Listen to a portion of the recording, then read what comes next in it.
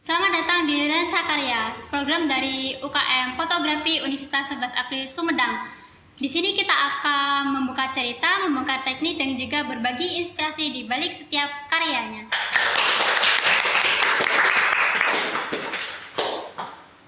Perkenalkan, nama saya Indra Malia. Di sini kita akan membahas tentang pembuatan film pendek bersama narasumber kita yang tentunya sudah berpengalaman. Silakan, Kak. Oke, perkenalkan nama saya Hamzal Faizal, biasa dikenal sebagai Ijal. Di sini saya mahasiswa semester 2 di Informatika dan di UKM Fotografi Unsap ini saya sebagai anggota. Nah, oke. Kak Izal, kapan sih tertarik sama film pendek? Untuk awal saya ketertarikan dalam videografi itu awalnya dari fotografi. Karena dalam film itu kita harus belajar di fotografi dulu. Ada yang namanya itu DOV, yaitu Direct of Photography. Jadi waktu itu awal mulai masuk SMP, saya kebetulan mondok pesantren dan kebetulan di situ saya ikut menjadi media pondok. Nah disitulah saya mulai menyukai hal fotografi, videografi, khususnya awalnya itu di fotografi gitu, menjadi media pondok kayak gitu. Oh, gitu. Kalau untuk karya yang pertama kali dibuat apa sih? Oh, untuk karya film itu kebetulan di SMK, saya lulusan SMK. SMK itu berjurusan di broadcasting dan film. Jadi di kelas 3 itu ada yang namanya ujian kompetensi, itu adalah pembuatan film di angkatan saya itu. Karena di angkatan sebelumnya itu adalah iklan layanan masyarakat, dan kebetulan di angkatan saya itu pembuatan film, dan disitulah film pertama saya dibuat yang berjudul Tanah Kelahiranku.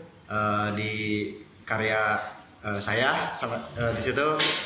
Terus lokasi syuting di Citengah, Sumedang, dengan durasi film sekitar 15 menit. Oh, gitu. Kalau untuk karya nih, kira-kira ya, kakak masih inget nggak berapa film yang pernah kakak buat? Untuk berapanya mungkin eksperimen tuh udah banyak mungkinnya yang diproduksi, cuman seingat saya tuh karya yang saya buat itu 6 film pendek. Itu nggak semua tayang, jadi ada 2 karya yang nggak jadi tayang, jadi cuma ada 4. Itu pun awal mulai produksi itu di 2024 di bulan Maret, dan film terakhir yang saya buat itu kemarin di bulan April gitu. Oh, gitu. Aduh, sayang banget ya nggak tayang. Iya, iya. Tapi nggak apa-apa, tetap semangat ya. Ya, oke, tetap. Kalau untuk lomba nih atau kompetisi kayak gitu, udah pernah ikutan? Kebetulan kalau untuk kompetensi film udah ikut beberapa kali. Dari ke-6 film itu 3 film aku ikut kompetensi.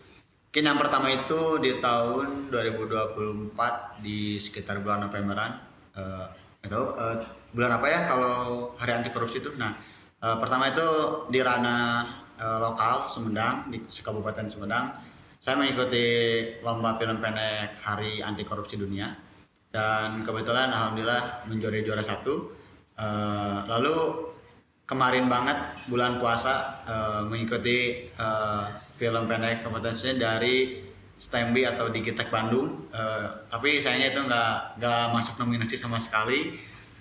Dan yang terakhir itu yang kemarin diproduksi di bulan April itu adalah film dokumenter, dan sekarang lagi masanya penilaian juri, dan insya Allah akan diumumkannya tuh masuk nominasi apa enggaknya itu di tanggal 30 Mei gitu ya, kayak gitu. Semoga ya, saya doain semoga lolos ya. Amin, amin, amin. Oke, sekarang kita udah tahu nih tentang pengalaman kakak Izal. Nah, sekarang kita bakal membahas tentang pembuatan film pendeknya. Nah, Kak Izal, menurut kakak nih ya, film pendek itu apa sih? Untuk sepengetahuan saya, pengertian dari film pendek itu adalah film yang berdurasi lebih pendek dari film panjang gitu. Nah biasanya itu kalau film pendek itu berdurasi sekitar 0 sampai 40 menit. Nah, di atas 40 menit itu biasanya disebut dengan film panjang atau film medium juga bisa gitu kan. Nah, kalau film pendek ini biasanya didominasi untuk para filmmaker untuk eh, masuk ke festival-festival biasanya. Beda dengan film panjang. Film panjang biasanya kan ada di bioskop kan 90 menit kan, 120 menit gitu kan. Biasanya kalau film pendek yang cuman berdurasi 15, 20 menit, 30 menit itu biasanya untuk festival atau kompetisi gitu kayak gitu. Oke, kalau seumpamanya langkah-langkahnya itu apa ya kayak Eh, langkah-langkah dari awal gitu sampai akhir. Oke. Mungkin dari ada 3 tahap dalam pembuatan film ataupun video gitu ya. Ada yang namanya itu praproduksi gitu. Itu adalah dimana semua perancangan dibuat mulai dari ide, timeline, penentuan tim dan segala macam itu diaturnya di praproduksi. Kalau biasanya aku beda-beda terapin di setiap film.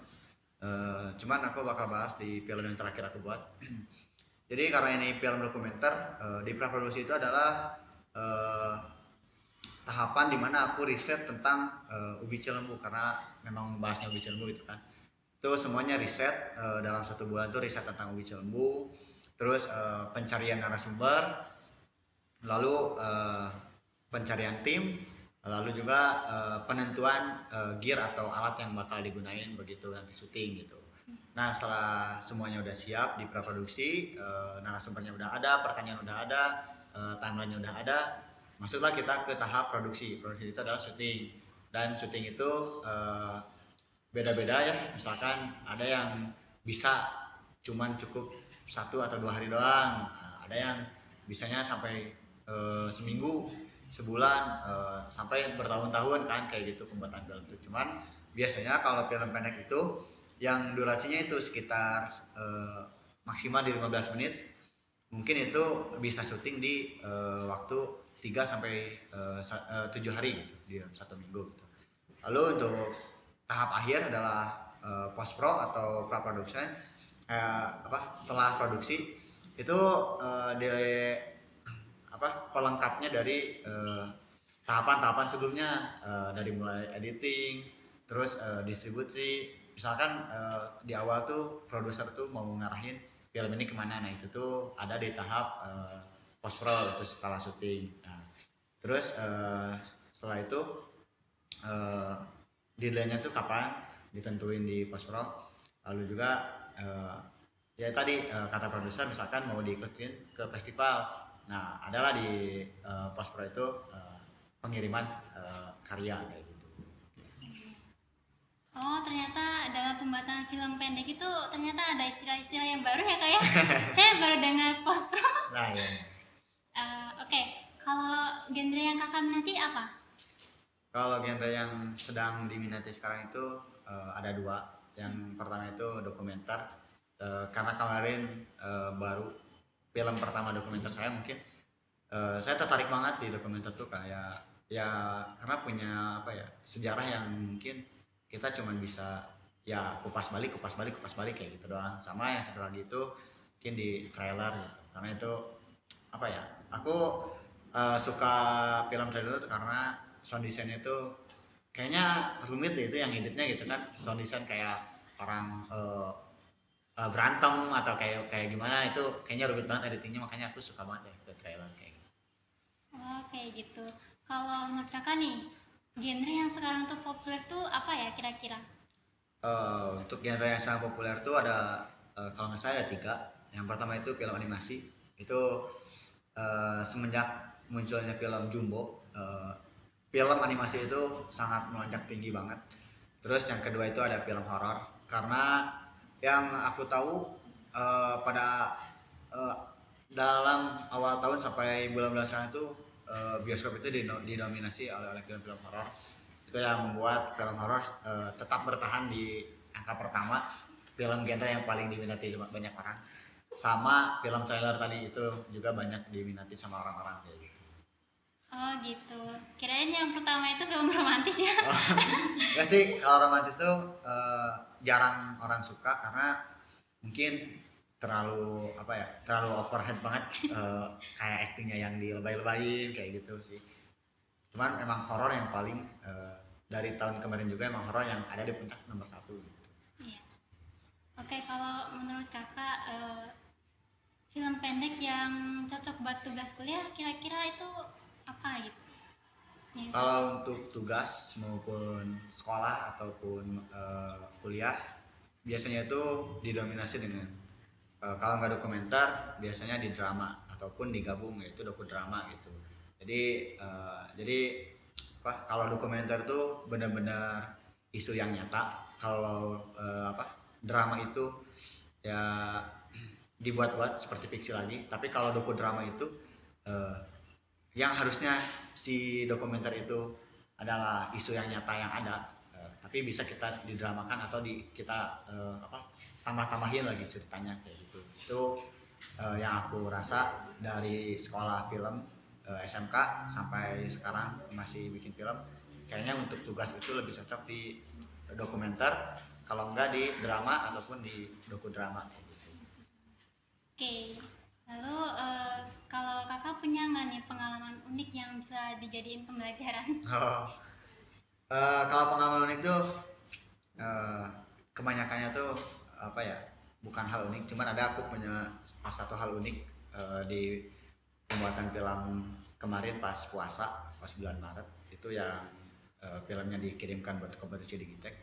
Jadi waktu itu karena bulan puasa dengan filmnya juga tentang Zakat Infak Sedekah, itu ada satu scene di masjid atau musola gitu di daerah Cimalaka. Aku syuting dibarengi dengan pemeran ayah dari film tersebut, dari orang tersebut. Si pemeran ayah ini udah izin ke orang yang ngerawat atau ngejaga masjid tersebut, musola kecil soalnya. Nah tapi si penjaga itu tidak ada. Akhirnya kita cuma izin ke orang rumahnya dan diizinkan. Begitu saya syuting, kebetulan berpapasan dengan adzan zuhur. Saya nanya ke teman saya yang memang dia ngekos di daerah sini. Di sini apakah ada yang azan ataupun sholat di masjid ini? Dia nggak tahu karena nggak pernah ke musola ini, biasanya ke masjid yang gede. Ya akhirnya saya lanjut aja nunggu adzan beres, lanjut syuting gitu kan. Cuman ternyata sebelum saya mulai syuting, ada bapak-bapak datang ke musola tersebut. Dan karena dalam film itu saya berperan sebagai saudara dan juga director, saya mempunyai inisiatif untuk menyapa bapak tersebut perihal izin dan meminta maaf lah karena kita sudah menggunakan musola tersebut kan. Saya meminta maaf, meminta izin, tidak ada satu kata pun keluar dari mulut bapak tersebut. Beliau langsung maju aja ke depan mimbar. Tiba-tiba beliau menyalakan mic dan menunjuk saya untuk adzan. Dan alhamdulillah itu menjadi mungkin hidayah dari si bapak tersebut. Karena saya sejujurnya terakhir ada itu kalau nggak salah di 2023, dan gara-gara si bapak itu nunjuk dan mungkin gara-gara saya juga ikut syuting di lokasi itu, bapak itu nunjuk adzan. Saya kata iya adzan, dan akhirnya saya adzan di hari itu. Kayak gitu hal uniknya. Itu plot twist banget gitu kan, niatnya cuma syuting udah minta izin juga tapi ternyata nggak ada orangnya, tiba-tiba begitu ada malah disuruh adzan kan, itulah hal uniknya gitu. Wah itu pasti deg-degan banget ya waktu, aduh. Ya kayak kan nggak kepikiran buat adzan ya udahlah gitu kan, kita cuman ikut syuting gitu karena emang belum beres, sedikit lagi ya udah kita nunggu beres adzan baru mau lanjut kan, ternyata malah disuruh adzan kan. Kayak gitu. Aduh ini bener-beneran. Oke, terima kasih buat Kak Izal ya udah mau menjelaskan. Nah, sebelum saya pamit nih, yuk kita jargon dulu yuk. Oke. Mau sama kakak atau sama saya? Boleh sama saya. Oh, silakan. Oke, minta bantuannya kepada teman-teman di luar sana untuk jargonnya fotografi unsap. Oke. Siap.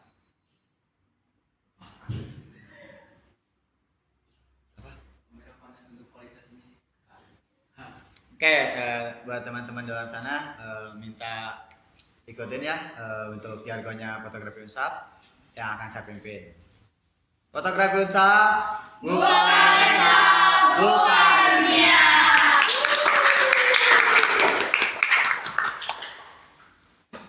Saya Indri pamit undur diri. Sekian dari saya. Wassalamualaikum warahmatullahi wabarakatuh. Nah.